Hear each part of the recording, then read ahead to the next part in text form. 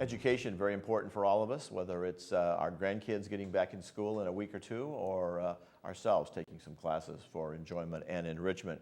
And the folks that provide some great classes throughout the area is the South Orange County Community College District.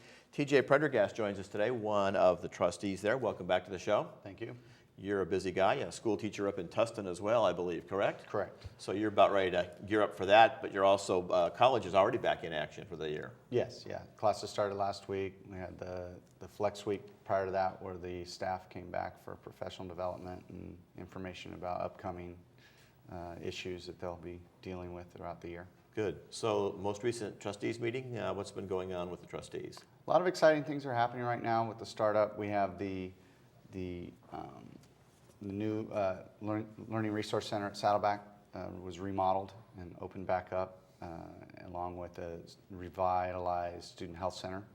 We actually took a tour of that before our board meeting on Monday, and it's very well done. A lot of things are going to be much better service for the students for their $18 health plan that they pay for. Mm-hmm. And we have a lot of things going on at IVC as well with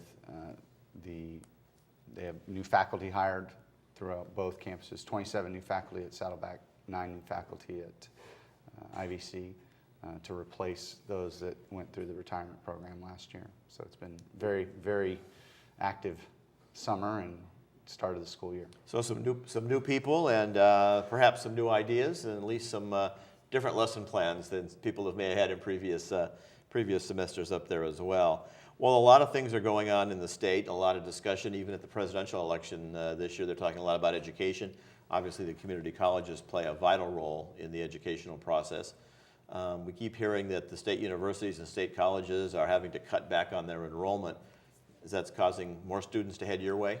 Yeah, we see a little bit of an interesting dynamic happening there where not only did our fees go up, all the other levels went up, so it kind of levels out that you would think, oh, well, our enrollment would go down because of the fee raise, but it's actually leveled off because of the fee raise at the levels higher than us. And so we're seeing a little bit of an increase in enrollment, but not as much as some would think because our fees went up as well. Mm-hmm.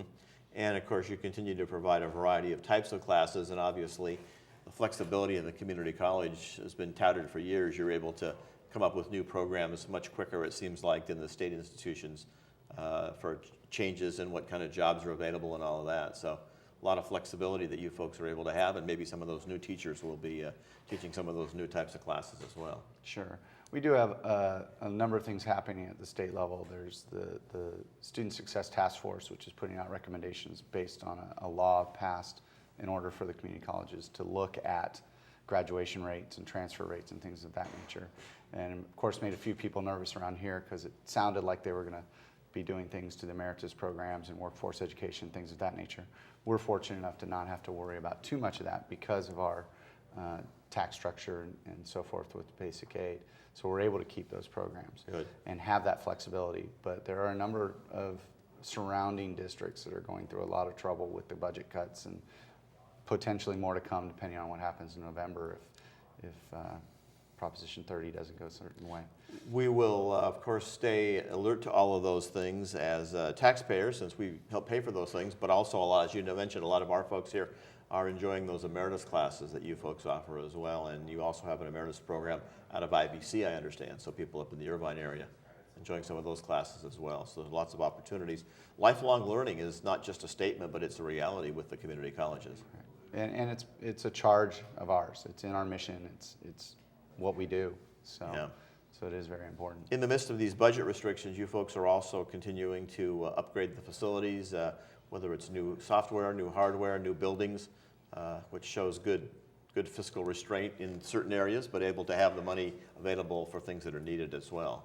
Correct. Yeah, we have a very strict policy on maintaining our academic budget within what the state would require if we were getting our money directly from them. And then what we all have left over we use for capital outlay and building improvement. And we're fortunate enough not to have to pass bonds to do that. That we don't have to come to the taxpayers for more money to have nice facilities and upgraded technology and things of that nature. It was interesting, and of course, as you know, this community is coming up in 2 years on its 50th anniversary. And one of the things that happened early on in this community was actually support for building Saddleback, which was in the 60s, and everybody said, oh, people 55 aren't going to vote for anything at the colleges with what's going on the campuses these days. People here actually flew in the face of all that, stepped up and voted for the first bonds to build Saddleback College. So it's always been a good relationship between this community and the district down there. Any final comments from the most recent trustees meeting that you'd like to share with our no, we got some good presentations on things that are upcoming with the final budget and so forth. It wasn't the most exciting meeting of all meetings, but because budgets can be that way. But we're very excited about the new year starting and things that are upcoming.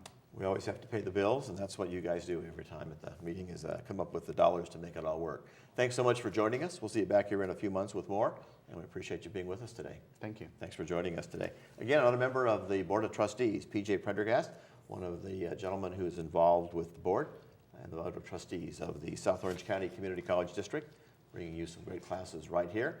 And of course, you can also sign up for on-campus classes, which I might recommend. That's a lot of fun to get back on the college campus occasionally and check that out. We'll be coming right back with more as we continue on with our program for you here on Channel 6.